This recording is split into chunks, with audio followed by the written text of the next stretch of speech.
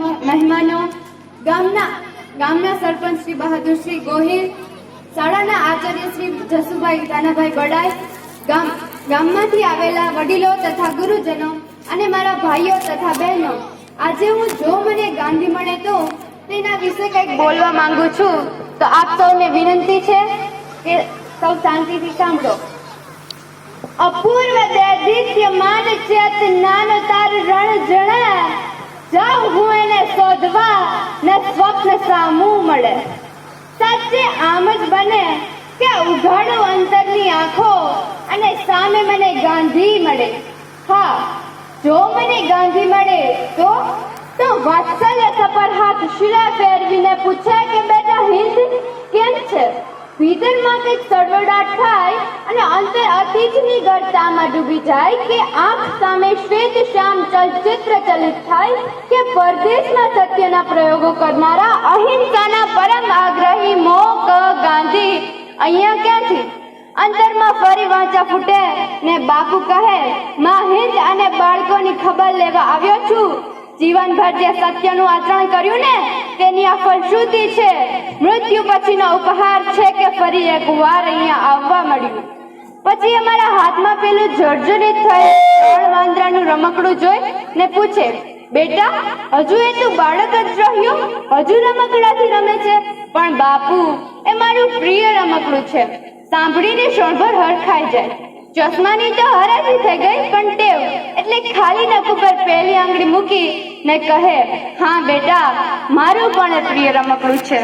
ભલે ને જોતું નથી, સાંભળતું નથી અને બોલતું નથી, અને રમકડું વચમાં જ બોલી ઉઠે કે નામ તો મોહન કરીને બેઠા છો, કંઈક ના તારણહાર થઈ સજ્યા છો, પણ જે દિવસ છૂટી 3 ગોળી સળ સળ સળ અને ચાલી નીકળ્યા તમે બોલી હે રામ.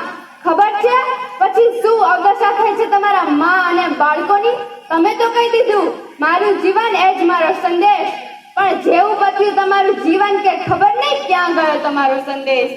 ગુલામ માનસ, ગરીબી, અનૈતિકતા ને વિદેશી વસ્તુના વાયરાની જોટ એવી તોથી ઊંડી ઉતરી ગઈ છે આ 65 વર્ષોમાં કે સત્ય, સદાચાર અને અહિંસાના આગ્રહમાં તો તમારે એકલો જ વિતાવવો પડશે.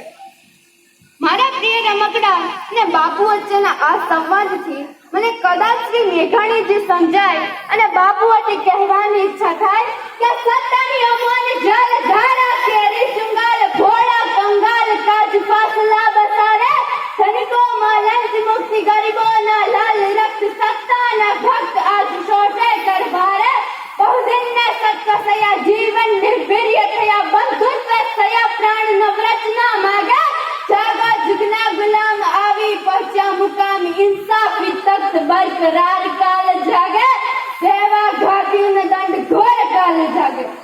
પણ પછી તો કહું એમ બાપુ, તમારી શક્તિ તો છે, જૂનું છે તેને જમીન દોષ કરી નાખો અને નવું જમીન પરથી ઊભું કરો. વર્તમાન પરિસ્થિતિમાં પણ તમારી વિચારધારા અને કાર્યશૈલી યથાર્થ છે. ફર્ક માત્ર થોડા લોકોનો છે. પેલા પારકા હતા, આજે તમારા પોતાના છે. આઝાદ રાષ્ટ્રની આબાદી માટે ને સમાજના નૈતિક પુનરુત્થાન માટે ફરી એ જ નૈતિક મૂલ્યોની જરૂર છે જે આપણે 1 સદી પહેલા આપ્યા હતા અને આજે મૃતકાય દશામાં કોણસી રહ્યા છે.